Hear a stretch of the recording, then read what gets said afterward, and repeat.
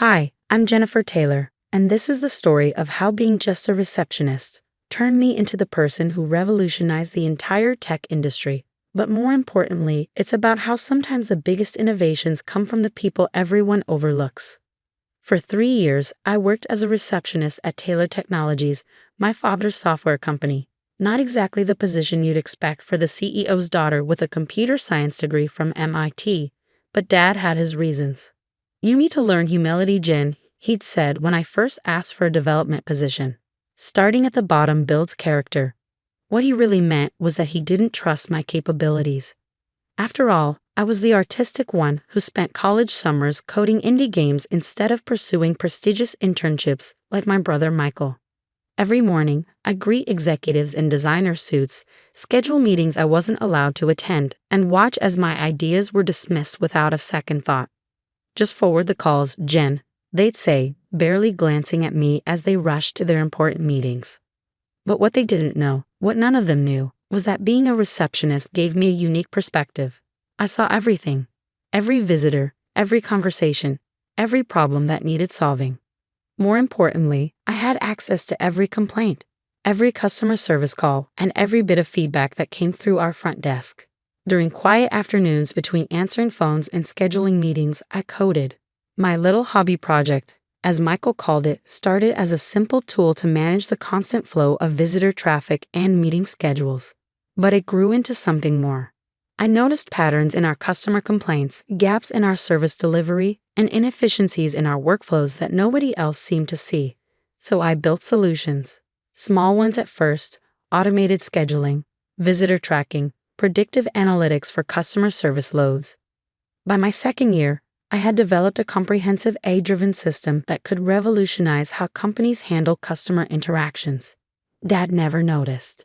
He was too busy grooming Michael, fresh from his Harvard MBA, to take over the company. Michael, who couldn't code his way out of a Hello World program, but could talk for hours about market penetration and synergistic opportunities. Then came the day everything changed. I overheard Dad and Michael in the conference room discussing the company's image problem.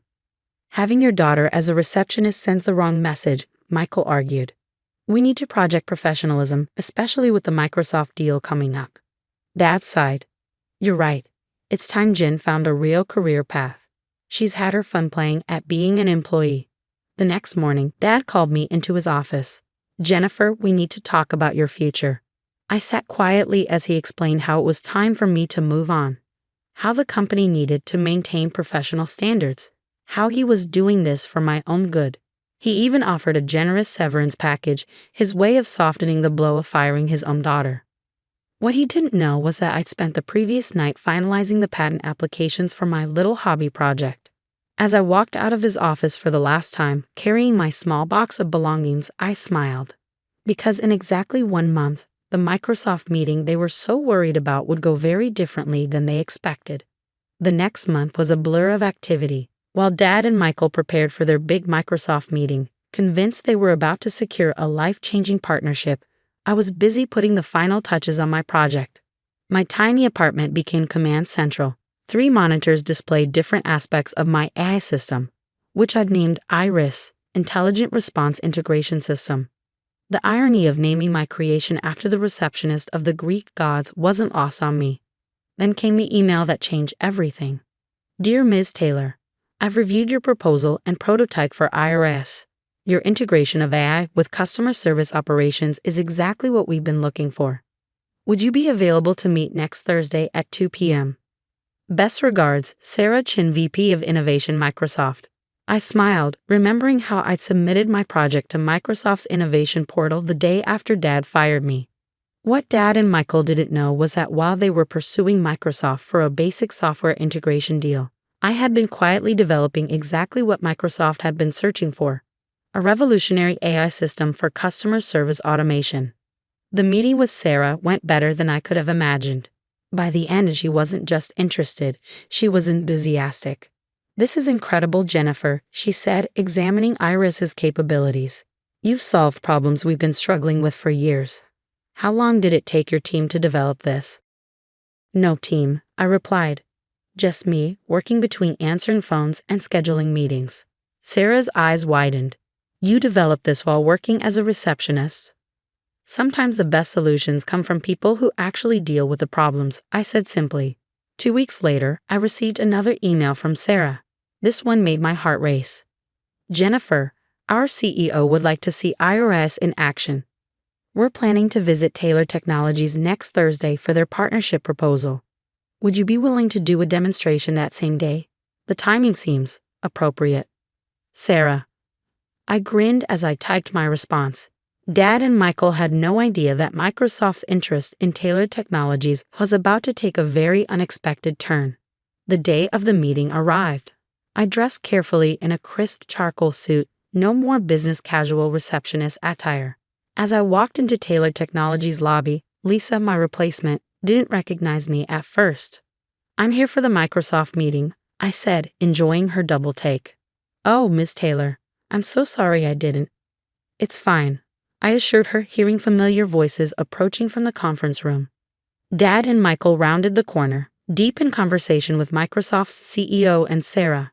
Dad stopped mid-sentence when he saw me, his face shifting from confusion to alarm. Jennifer, what are you doing here? Before I could answer, Microsoft's CEO stepped forward, hand extended. Ah, Miss Taylor, the woman of the hour. We're very excited about your presentation. The color drained from Dad's face as he looked between us. Presentation? Sarah smiled. Didn't you know? The real reason for our visit today isn't your integration proposal. We're here to see IRIS, your daughter's AI system. Though I'm surprised you hadn't mentioned it, given that it was developed right here in your company. And that's when I opened my laptop, ready to show them exactly what just a receptionist could do. The conference room fell silent as I connected my laptop to the display screen. Michael shifted uncomfortably in his expensive chair while Dad sat frozen, his face a mask of confusion and growing concern. IRIS, I began, addressing the room, is an AI-driven system that revolutionizes how companies handle customer interactions. But rather than tell you about it, let me show you. I pulled up the live demo, displaying IRIS's sleek interface. For the past 3 years, while working as a receptionist, I observed how our company handled customer service, visitor management, and internal communications.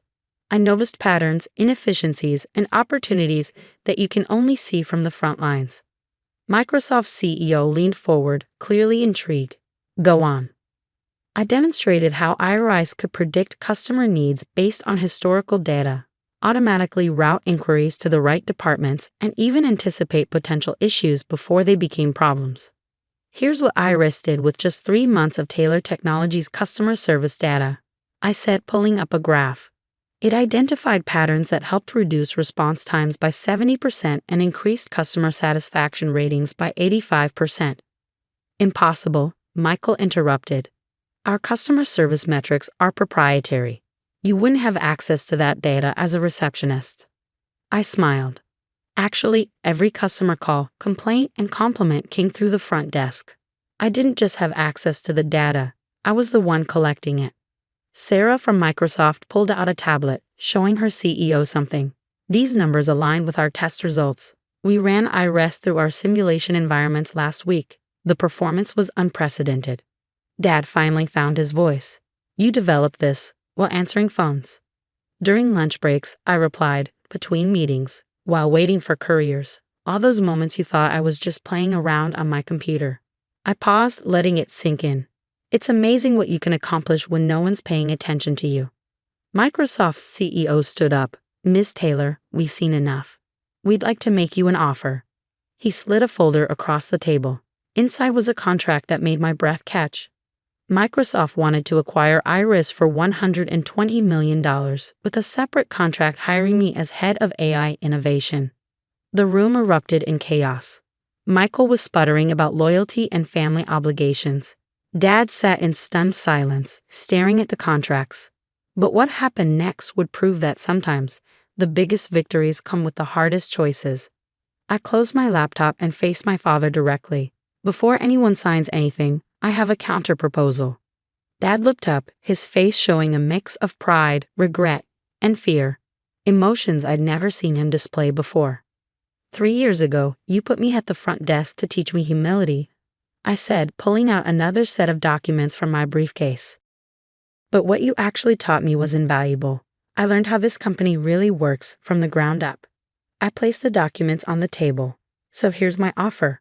Instead of selling Iris to Microsoft, we partner with them. Iris becomes a joint venture between Taylor Technologies and Microsoft, with me leading the development team. Microsoft's CEO raised an eyebrow, intrigued. Go on. Taylor Technologies has the industry connections and infrastructure. Microsoft has the global reach and resources. Together, we could make IRS the new standard in business AI. Sarah quickly ran some calculations on her tablet. The potential revenue from a partnership model could far exceed the buyout offer within 5 years. Dad picked up the partnership proposal, his hand slightly shaking. You had this prepared all along. I learned from you, Dad, I said softly. Always have a backup plan. The next 2 hours were intense negotiations. By the end, we had a deal. iOS would become a joint venture, with Taylor Technologies owning 40%, Microsoft 40%, and me retaining 20% plus the role of Chief Innovation Officer. As the Microsoft team left, promising to have their legal department finalize the details, Dad asked me to stay behind. Michael had stormed out earlier, presumably to process the fact that his receptionist sister had just orchestrated the biggest deal in company history. Jen, Dad said, looking older and wiser than I'd ever seen him. I owe you an apology. Actually, I interrupted. You owe an apology to every receptionist, junior employee, and overlooked worker in this company, because I guarantee you, they all have valuable insights we've been ignoring. Over the next year, Taylor Technologies transformed. We implemented a company-wide innovation program, encouraging ideas from employees at all levels. Iris evolved beyond our wildest expectations, becoming the industry standard for AI-driven business solutions. Michael eventually came around, admitting that his Harvard MBA hadn't prepared him for the real innovation happening on the front lines. He now leads our corporate strategy, but he starts each new manager with a month at the front desk, a program we call the Jennifer Protocol. Last week, I gave the commencement speech at MIT. My topic? Innovation from the ground up, why every position matters. As I looked out at the graduating class, I shared the lesson I'd learned from my time as just a receptionist. That true innovation doesn't care about your title, your office, or your position on the org chart. It cares about your ability to see problems and imagine solutions. Dad attended the speech, sitting proudly in the front row. These days, he spends more time listening to his employees and less time making assumptions about their potential. The company's performance reflects this change. Our stock price has tripled, and our employee satisfaction ratings are at an all-time high. As for me, I still keep a photo of my old reception desk in my corner office. It reminds me that sometimes the best view of a company isn't from the top down, but from the ground up, and that the next revolutionary idea might come from the person answering your phones, if only you're willing to listen. After all, I'm living proof that you should never underestimate just a receptionist.